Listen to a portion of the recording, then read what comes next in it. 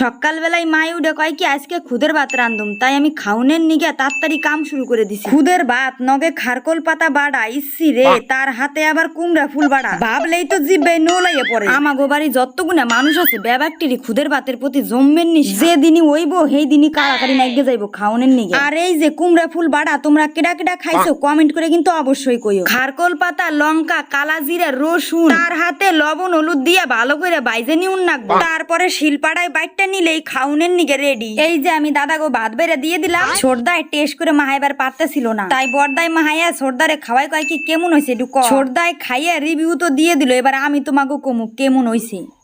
একটা গোল বানাতে হয়, তারপরে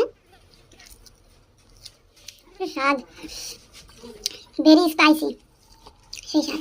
এখন তো জিব্বার হাতের নিগে খাইলাম, কিন্তু সকালে বাথরুমে যে পাছা জল হেইকেলে বুঝো মানে স্বাদ কারে কয়।